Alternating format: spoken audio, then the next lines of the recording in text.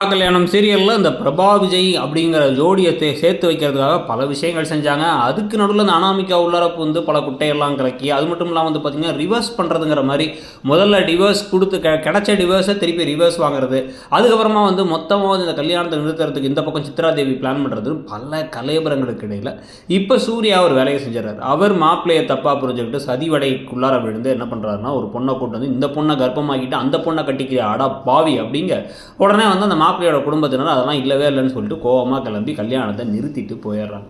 இதில் வந்து இப்போ தான் வந்து சூர்யாவுக்கு புரியுது. இதில் வேறு வந்து பார்த்திங்கன்னா வந்து என் பிள்ளையோட கல்யாணத்தை நிறுத்திட்டீங்கடா, ஆனால் அதுவும் நிறுத்தினதே நம்ம மாப்பிள்ளையே தான் அப்படின்னு என்ன பண்ணுறதுன்னு ஒன்றும் புரியாமல் இந்த பக்கம் வந்து கோடீஸ்வரி அழ ஆரம்பிக்க, அந்த பக்கம் மகா ஐஸ்வர்யா எல்லாரும் அதிர்ச்சியில் இருக்க. இதுக்கு தான் நான் சொன்னேன், எனக்கு கல்யாணமே வேணான்னு, எனக்கு இந்த கல்யாணம் கச்சேரி எதுவுமே வேணான்னு, என்னை முடியெல்லாம் வளர்க்க சொல்லி ஒரே நாள் ராத்திரியில் இப்போ கடைசியில் வந்து பொண்ணு மாதிரி வந்து உட்காருன்னு சொல்லிட்டு கடைசியில் எல்லாத்தையும் கெடுத்து விட்டு என் வாழ்க்கையில் வந்து ஒரு நிம்மதி இல்லாமல் பண்ணுறீங்க அப்படி இப்படின்னு பிரபா புலம்பிக்கிட்டு இருக்க.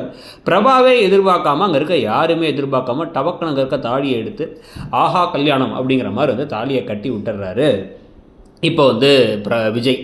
ஸோ பிரபாவோட கழுத்தில் விஜயோட தாலி இருக்குது. இப்போ பிரபா வந்து மனைவி ஆயிடுறாங்க. இந்த வீட்டுக்கு வந்து 3 அக்கா தங்கச்சியும் இந்த ஒரே வீட்டுக்கு வந்து மருமகர்களாக வரப்போகிறாங்க அப்படிங்கிறது பெரிய ஷாக்கான ஒரு விஷயந்தான்.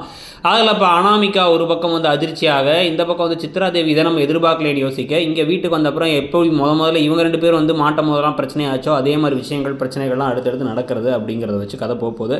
இதை பற்றி நீங்கள் என்ன நினைக்கிறீங்க? இந்த சீரியல் எப்படி போகுதுங்கிறத சொல்லுங்கள். அப்படியே கீழே இருக்க ஷாப்பிங் பை ஐக்கானை கிளிக் பண்ணி ஃப்ளிப்கார்ட் அண்ட் மிந்த்ராவில் ஏகப்பட்ட ஆஃபர்ஸ் போயிட்டுருக்கு. வேலண்டைன்ஸ் டே முன்னிட்டு உங்களுக்கு பிடித்தமானவருக்கு பிடிச்ச பொருளை நல்ல ஆஃபரில் பர்ச்சேஸ் பண்ணுங்கள். வீட்டுக்கு தேவையான பொருட்களும் இருக்குது. அப்படியே மறக்காம இடம் பொருள் சேனலை சப்ஸ்கிரைப் பண்ணுங்கள்.